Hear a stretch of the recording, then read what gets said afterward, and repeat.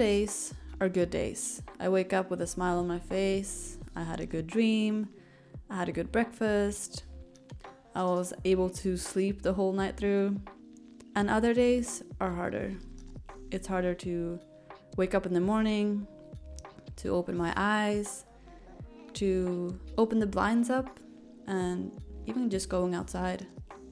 And when those days come, sometimes it's hard to figure out what I really need to do to make myself feel better, because once you're in that hole, once you feel like you're sinking, it can sometimes feel hard to pull yourself up again.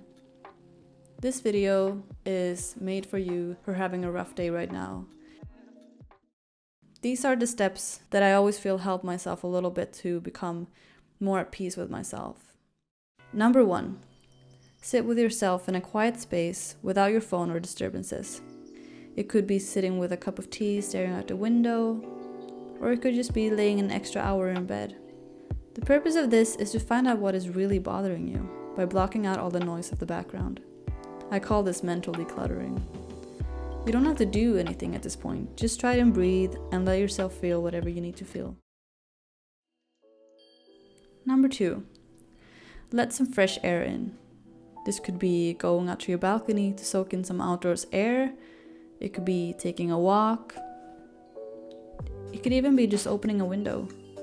But note, don't pressure yourself to go outside if you really don't feel like it. This exercise is solely meant to lift your spirits up, not to make you feel inadequate or pressured in any way.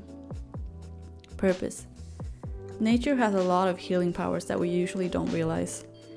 When I was having trouble going to sleep, my counselor advised me to take 15-minute walks every day in bright daylight to invoke my 24-hour clock and therefore get a better night's sleep. So I thought I'd add this as a step in this exercise. Try walking where there's a lot of greens, or maybe a stream or water nearby. Nature really has a way of soothing us. If you, however, live in the city, this might be hard. Try and find a park nearby. Sit in it for a while and soak up the air. Maybe go people watch. That really helps me lift my spirits. Number 3, journal. Pouring your heart out on paper.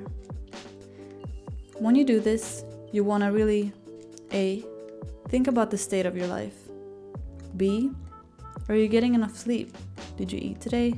Did you wake up from a bad dream maybe? Have you been having a lot of bad dreams lately? C, have you gone through any difficult changes in your life lately, and how is that making you feel? Purpose. Thoughts are always a lot worse when they are inside of your head. Therefore, I want you to make a brain dump of all the little things that your mind is thinking of at this moment. It could be any little thing. Number 4, cry it out.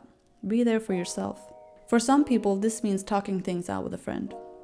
For others, it simply means watching their favorite TV show for a little while. Most importantly, you want to show compassion for yourself at this stage. Don't beat yourself up for not having been productive today. Don't beat yourself up for past mistakes or for not living up to your own standards. Allow yourself to just feel whatever it is that you need to feel. Purpose. Crying is a stress reliever. That is why we all as a collective occasionally cry. Some cry more than others, some rarely cry. But crying can be exhausting, but it also has healing powers. Number 5, meditate. This is optional, but it can be very helpful. The purpose of this is to be more aware of your breathing, accepting your emotions and letting them go. As soon as you think a thought, bring yourself back to your breathing. Try and make your exhales longer than your inhales. Sometimes the reason why we feel ourselves with a lack of oxygen or the feeling of not being able to breathe actually comes from having silently hyperventilated for a while, in which we inhale longer than we exhale, which keeps the air inside of our lungs, thus making it feel like we can't catch a breath. Number 6, make lists for yourself. These are not the typical to-do lists. The first list should say, what can I do for myself right now to feel a little better? This could be things like taking a walk, calling a friend, laying down under the covers and cry it out, making yourself some tea. The second list will say, what can I do for myself once I feel a little better? Now write these 2 down. The second list is for you to look at once you are in a better headspace.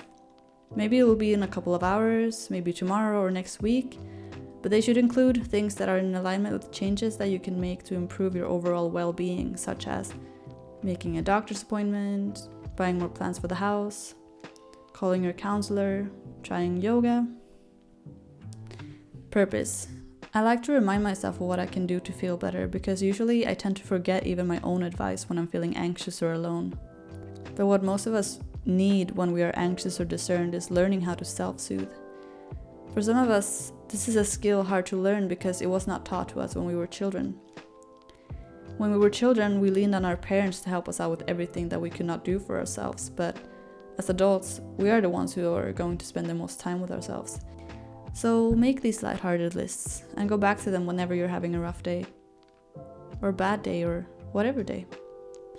I hope these tips were helpful in some type of way, and I hope that any of these steps will lead you in the right direction to relief, happiness, or even just a sense of peace. With fall coming up, even winter, I know many are concerned about the winter blues, which tends to hit at least me every year. But let's lift each other up and remember that nothing is permanent. This too shall pass.